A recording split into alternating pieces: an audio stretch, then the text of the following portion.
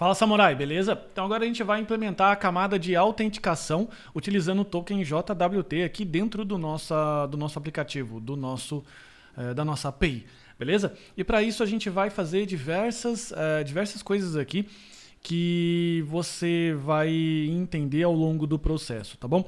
Só que antes, vamos recapitular só, porque a gente já discutiu isso há algum tempinho atrás, qual é a possibilidade que a gente está executando aqui de autenticação. E uma das possibilidades que você viu anteriormente, que eu até passei na aula, é a passagem de um header, que a gente pode chamar esse header do nome que a gente quiser e verificar os valores dele, tá bom? A gente até criou esse middleware aqui para que ele pudesse verificar essa senha super secreta, aliás, tá bom? E daí a gente verificou aqui com if, e daí se ele tinha o que a gente queria, né, na palavra-chave aqui no password, a gente retorna next. Se não, a gente retorna que o usuário ele não é autorizado para poder fazer essa operação. Se a gente chamar aqui um insônia, ele vai falar que o usuário não está autorizado a acessar esse recurso porque está faltando um header chamado authorization, que a gente adotou o valor como secret, beleza? Para ele poder aqui retornar. Só que isso daqui é totalmente inviável de se fazer, isso daqui é só para a gente entender, ter o entendimento primário da situação, tá bom? Para a gente começar a implementar aqui o token JWT, a gente vai fazer primeiro a criação de um controller novo, beleza? Esse controller ele vai ser responsável pela parte de autenticação e geração de tokens para o usuário. Essa geração e verificação é ele que é o responsável. Então, a gente vai vir aqui, new file, sessions controller.js, beleza? Vamos criar aqui uma nova classe, sessions controller, export default new sessions controller, ok? Aqui ainda a gente vai implementar o método que, como o sessions controllers vai receber esse pedido de autenticação via post, então a gente vai criar o método create. Sim, create rec res, ok? E aqui a gente vai colocar return status.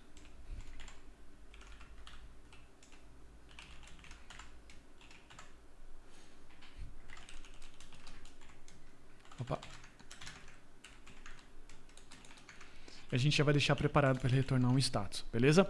Agora a gente precisa vir aqui nas rotas e implementar esse controller.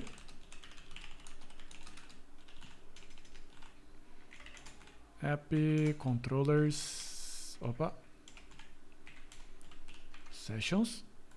E aqui a gente vai colocar sessions routes ponto post sessions, e aqui a gente vai colocar o nome do controller ponto create, que é o método que a gente vai implementar aqui, ok? Então agora o que a gente vai fazer? A gente vai trabalhar em cima desse controller aqui, ok? E só para você poder entender, quando a gente utilizar aqui um controller, no caso aqui de sessions, eu já deixei preparado aqui no próprio Insônia, a gente vai passar então e-mail e password aqui no JSON body, beleza? Por isso a gente precisa pegar esses mesmos parâmetros que a gente está passando aqui, dessa forma. Só comentar isso aqui. E-mail, password, request body, beleza? Agora o que a gente precisa fazer? A primeira coisa que a gente precisa verificar é verificar dentro do banco de dados se esse e-mail ele existe, beleza? Porque assim eu vou conseguir retornar para quem estiver requisitando uma resposta que o usuário ele foi ou não encontrado, beleza? Então a gente vai colocar const user await, só que primeiro eu preciso importar o model user, models user. Então a gente vai implementar aqui user.find one. Aqui a gente vai colocar um where e-mail. E a gente poderia colocar assim, e-mail igual a e-mail, só que se você colocar dessa forma, você pode utilizar o nome da variável como o próprio nome do parâmetro. Então até o próprio ESLint já sugere a gente deixar desse jeito. Agora a gente precisa colocar um if. Se eu não encontrei esse usuário, o que eu vou fazer? Eu vou dar um return aqui, que seria user not found. Ok? Já de cara, o que ele está falando? Ele está falando aqui que precisa ter um retorno de método. Então, a gente vai deixar por enquanto aqui 200. Eu vou escrever aqui. Ok, só para não confundir com o outro, beleza? Depois a gente faz esse ajuste aqui. Então vamos testar aqui no Insônia. Eu vou chegar aqui e vou passar, beleza? O meu usuário atual é esse e-mail com esse password, beleza? A gente vai colocar aqui de novo. Authorization secret. E ele passou aqui, ó, mensagem, ok. Ok? Se a gente trocar esse password aqui, eu vou colocar um underline. Ele vai colocar aqui o ok. Ah, tá. Porque esse usuário ele está sendo encontrado. Desculpa. Eu vou trocar aqui o usuário. Ele passou aqui user not found. Porque ele nem chegou a encontrar esse e-mail. Beleza? Agora a gente vai continuar com o nosso aprofundamento aqui para verificar o password. Ok? Dentro do nosso model user, a gente já criou um método chamado checkPassword, que esse checkPassword a gente já deixou criado no momento que a gente estava ajustando algumas coisas aqui no Webhook para que a gente pudesse utilizar. E agora chegou a hora, beleza? Por quê? Porque o usuário está digitando alguma coisa que está chegando nesse password. O que eu preciso comparar? Eu preciso comparar o password que a pessoa está digitando com o que está guardado dentro do banco de dados. Como é que a gente faz para poder fazer isso? A gente faz dessa forma. User.checkPassword e a gente vai passar aqui o password que eu estou recebendo. Só que veja que isso aqui ele retorna um true ou false, beleza? Então a gente precisa colocar isso aqui dentro de um if.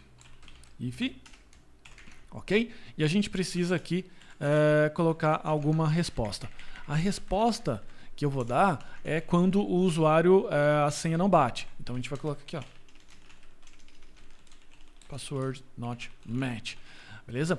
Só que se você perceber, esse if aqui, ele está se dando em cima do positivo. Então, se eu acho, ele retorna uma mensagem de erro. Sendo que eu tenho que negar esse carinha aqui. Só que ele ainda retorna para a gente uma estrutura do tipo async. Então, a gente precisa colocar então aqui um await. Beleza? Então, com isso, a gente verifica se o usuário não passou no check, a gente dá um password not match. Então, se a gente voltar aqui, eu vou voltar aqui com o meu usuário normal, trocar o password, e ele está colocando aqui password not match, e agora eu vou colocar meu password correto, e ele está dando aqui a mensagem de ok, beleza? Bom, então a gente passou pela verificação se o usuário existe, passamos pela verificação do password. Agora o que mais falta fazer? Ok? Agora a gente falta fazer a autenticação e a verificação do token JWT que o usuário vai receber, beleza?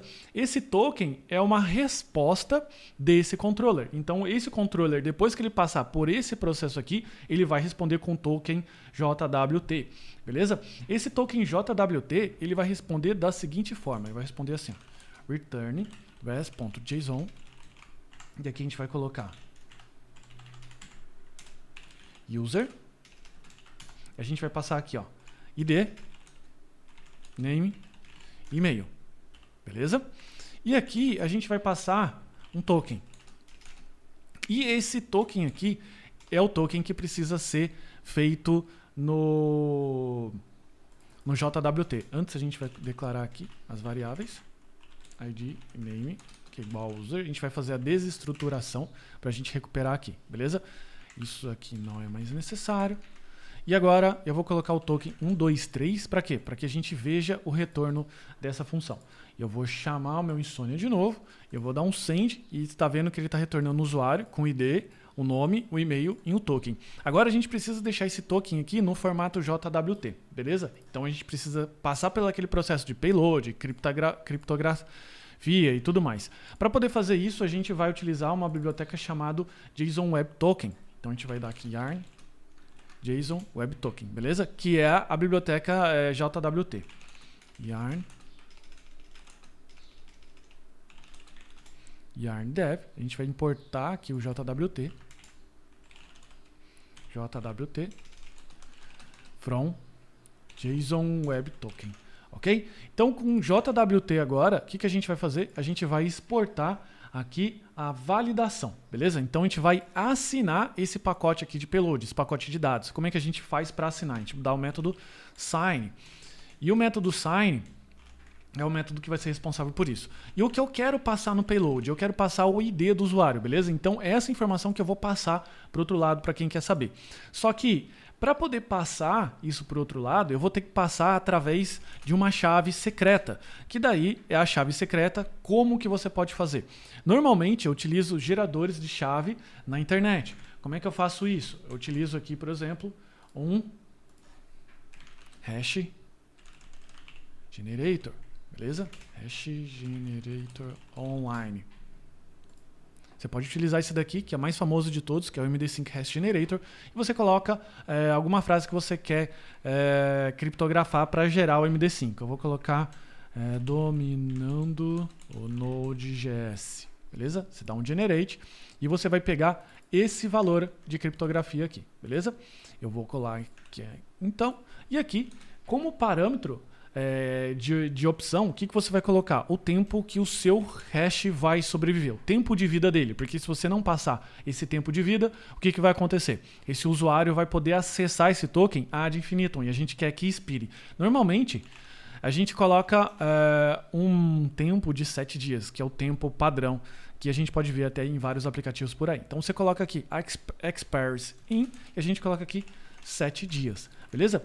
Agora que você voltar no seu Insomnia, qual vai ser o resultado do token? Ele precisa ser um resultado de token via JWT, beleza? Então, esse token aqui, basicamente, o que vai ter que acontecer? A aplicação do outro lado, que pode ser um app, pode ser um app mobile, pode ser uma aplicação de front-end, ela vai ter que guardar com ela, beleza? E depois ela vai ter que passar agora todos os tokens para as próximas requisições, beleza? E para a gente entender agora como que a gente vai controlar, porque agora a gente assinou o nosso token, a gente fez aqui a geração desse token. Agora na próxima aula, que é a parte 2 dessa aula, a gente vai entender como que a gente agora pega esse token e compara com o token que a aplicação está entregando para a gente, beleza? Ou seja, a gente vai acrescentar esse token aqui dentro dos headers e agora a gente vai verificar de verdade e não mais esse secret aqui, esse authorization mequetrefe. Beleza? Então é isso, até a próxima aula.